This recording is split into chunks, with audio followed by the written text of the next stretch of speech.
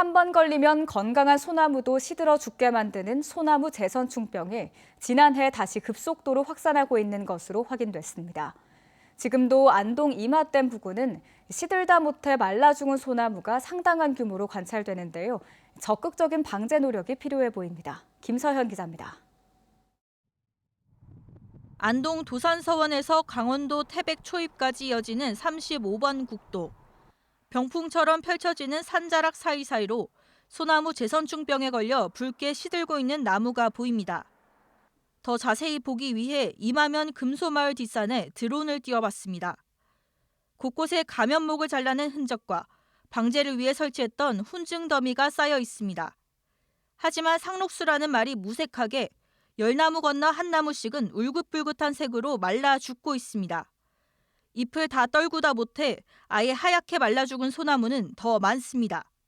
최근 6개월, 1년 동안 거의 방치했던 고사목들, 잎이 다 떨어지고 허옇게 죽어있는 나무들이 너무 많이 다른 극심 지역에 비해서 안동 같은 경우는 고사목이 특정 지역에서는 비율이 훨씬 높게 나타나는. 안동 지역 소나무 재선충병 피해 나무 수는 재작년 6만 5천여 그루에서 지난해 12만 8천여 그루로 1년 사이 2배 가까이 폭증했습니다. 이 때문에 이마댐을 낀 이마면과 임동면, 그리고 와룡 예안 등 9천여 헥타르는 산림청과 안동시의 특별 방제구역으로 지정됐습니다. 안동시는 이 지역 외곽에서부터 방어선을 구축해 인접한 시군으로 병이 확산하지 않도록 막는 데 초점을 맞추고 있다고 설명했습니다. 피해가 극심했던 2023년도에 비해 꾸준한 방제 사업으로 인한 효과가 드러나는 부분도 있으므로 포기하지 않고 예산 확보에 노력한다면 확산세가 진전될 것으로 보입니다. 하지만 방제 속도보다 감염 속도가 더 빠르기 때문에 확산세를 꺾기는 쉽지 않습니다. 안동시가 목표로 잡은 올해 피해목 규모는 12만 그루로 지난해보다 겨우 6% 감소한 수준입니다. 들쭉날쭉한 예산도 문제입니다. 지난해 대규모 확산세에 안동시는 방제 예산을 160억 원까지 늘렸지만 올해 예산은 재작년 수준인 93억 원으로 다시 줄었습니다. 소나무 재선충병으로 죽은 나무를 방치하면 집안을 붙잡고 있는 뿌리가 약해지면서 산사태 같은 재해를 더 키울 수 있습니다.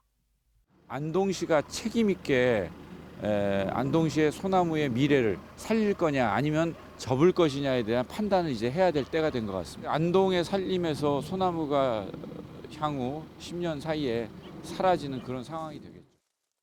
올해 들어선 안동뿐 아니라 포항과 고령, 성주, 대구 달성, 경남 밀양 등 남부 지역에 대규모 감염이 관찰되는 등 확산세가 심상치 않습니다.